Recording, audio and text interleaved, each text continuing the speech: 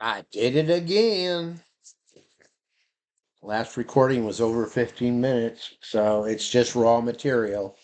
But that's okay. I started getting off into a whole area of entrepreneurial lessons learned that doesn't much fit with the rest of the content, so big deal. But I had decided I wasn't going to record my work of making an HTML landing page for the new domain. See, I can have as many websites and domains as I want on my HostGator account because I got in with HostGator like when they first started up, and I signed up for what uh, was being called a reseller account, which means that as a computer consultant or whatever, I can take a client, make their website for them, maintain it for them, and host it for them. Every, comprehensive, the whole thing. And I can have hundreds of those on my account if I want. And they have their own domain and everything. So yeah, you give them access, their webmaster access to their domain, their website, and it's separate from all. And I can rinse and repeat, do that as many times. When I had 150 websites, I think I had like four or five web hosts. Some I really didn't like, some that were well. I've been with HostGator for like forever, as they've been bought and sold and gotten greedy and did incompetent programming and stuff. So anyhow, thing is, yeah, I mean that's a whole area. When we get the money, my intention early on was to get our own T1 line with our own server farm. We are the host gator, Um, I mean, where do you think these things come from? Entrepreneurial spirit. People say, "Oh, this is innovative. I'm going to start up on this and get a reputation following for this." I mean, like domain names like GoDaddy and stuff like that. Where do you think GoDaddy came from? I can tell you. And unfortunately, the CEO of GoDaddy got hit by the greedy bug. And that's enough about that for right now. We can talk about it sometime if you want. So I need to make that landing page and put in up. That's another part of it is I haven't done much FTP in years, and that's kind of a pain in the butt to set up again and username, passwords, and all that stuff. But oh yeah, no, no, I'm gonna have to do FTP. I can make the file here on my machine. Then how do I get it up to my website? Well, that's FTP. I can go look at the files. There might be some other way for me to transfer, maybe a copy and paste sort of thing. But so so there you go. You're the new webmaster intern. Well, we don't got an IT guy to do it for you, so you're going to need to learn how to do FTP. It's not hard. You get hooked up to the server and say these files I want to put them there, and the transfer is done. But you're not going to create the stuff on the web hosting. Well, not our systems. I mean, yeah, there's Wix and what Monkey something or what do they got?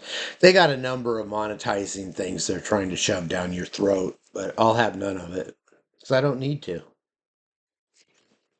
Um, so yeah, if you showed up today, that's probably what I'd task you with, saying, "Okay, I've made this HTML file. We need to name it index.html, and somebody has to upload it to the domain website, whatever you want to call it."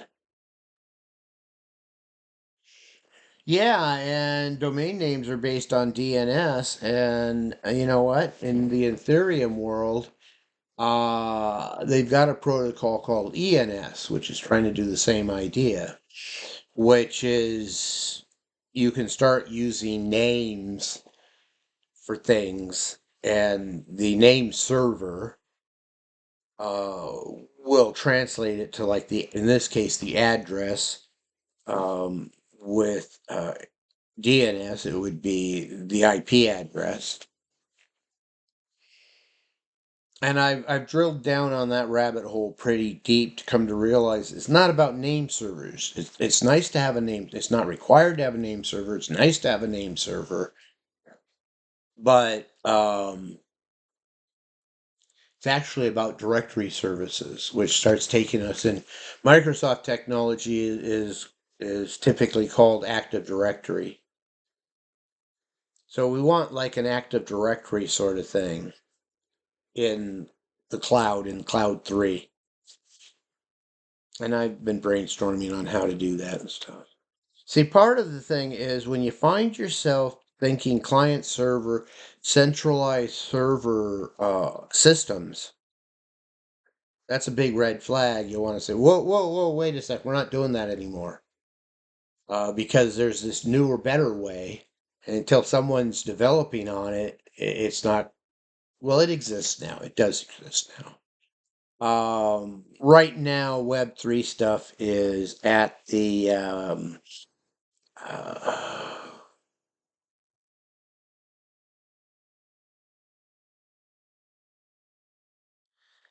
it's coming out of the hobbyist phases. Entrepreneurs, that's it.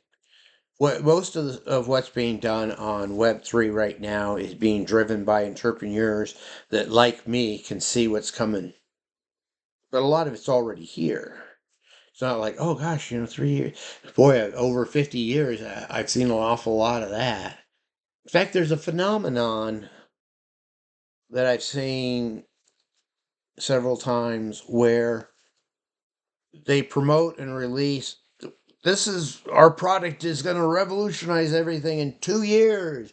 In 2 years, we're going to have this. It's going to be everywhere. And like 10 years later, you're like, I wonder what happened with that. Why didn't it hit?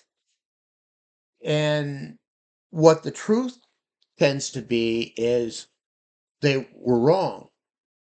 It doesn't take 2 years, it takes 20 years.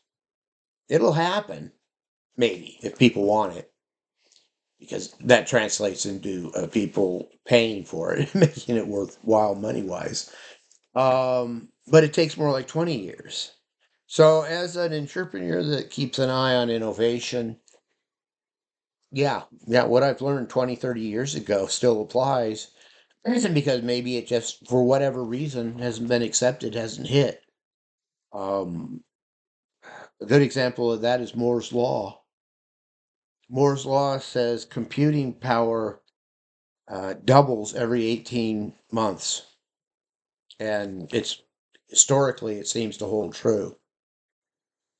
So, where I'm going with that is, well, the first version of Windows I ever saw was Windows 2.0 in the mid 80s. My teacher at the Microtech school had it on his computer, and he shared it with us and showed it. But in those days, it was just a software carousel, what was being called software carousel. You could flip between applications and stuff, but only one could run at a time. And anyhow, my point was is the machines weren't up to it. That's why Windows 3.0, 3.1, if you will, started finally, and there we go. So 10 years there or so, where people would be saying, "Oh, this Windows is the next thing," but it really wasn't ready until the early 90s. Now, what happened in the early 90s, getting back to the hardware thing, the Intel 386 SX, I think it was. That's what my computer was. I won't get into the details unless I'm making it for history of computing as I've seen. But that was the hard because there was hardware that could run Windows, but it was considered expensive. People are spending, say, under $1,000 for a computer, but to get one that could run Windows, which was basically a 286 or a 386, even better, um, was considered expensive, and not very many people had it. So this piece of hardware allowed people like me to be able to afford to get a computer that could run Windows, and that's why Bill Gates, like, all right, I thought this was going to work. And then the rest is history. Unfortunately, it's evil history. But